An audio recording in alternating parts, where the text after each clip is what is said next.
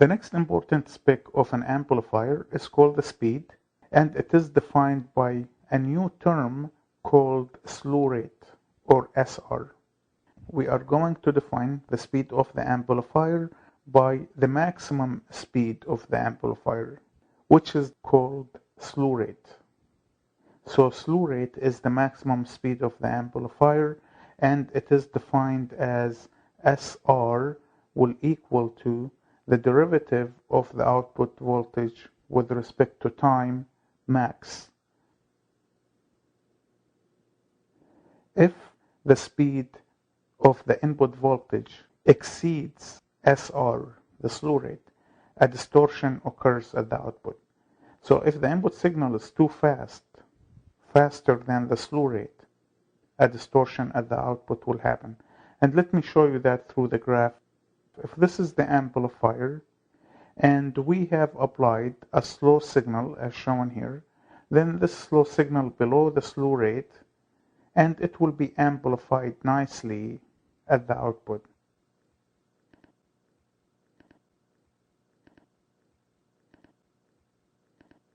Now we are going to apply a fast signal.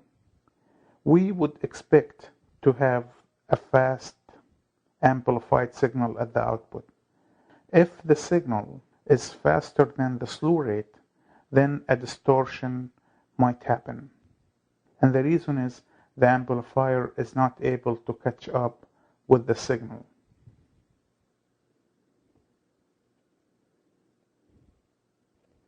Our next spec is called the bandwidth of the amplifier, and the bandwidth of the amplifier is the range of frequencies where the amplifier gain is higher than the half power of the maximum gain.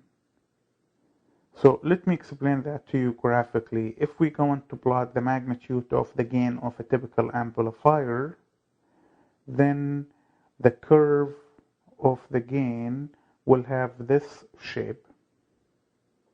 Now it is obvious that somewhere in the middle, that's where we have the maximum gain.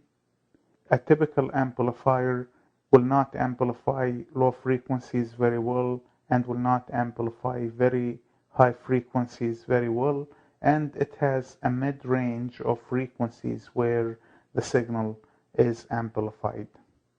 We will look at the frequencies where the gain is half power, which is the 3 dB frequency. So there is one corner frequency at the low end, we are going to call it omega L, and there is another 3 dB corner frequency at the higher end, we are going to call it omega H. Then the bandwidth of the amplifier is defined as the range of frequencies between WH and WL. And mathematically it can be expressed as the bandwidth will equal to omega H minus omega L. The last spec that we are going to talk about today is called noise. Now, noise is measured by the signal-to-noise ratio, SNR. If we have an amplifier like shown here and we apply VI at the input, then we would expect V out to be at the output. But the output signal of the amplifier contains the actual signal component and the noise component. You only apply an input to the amplifier, but you will find the output of the amplifier has noise and the actual signal. Then we can hypothetically assume that, which is a mathematical model, that this noise at the output is generated by a noise source at the input, and the amplifier is noise free. This is a brilliant modeling where we say that the noise at the output is generated by a noise source at the input, and making the amplifier to be noise free is an intelligent modeling.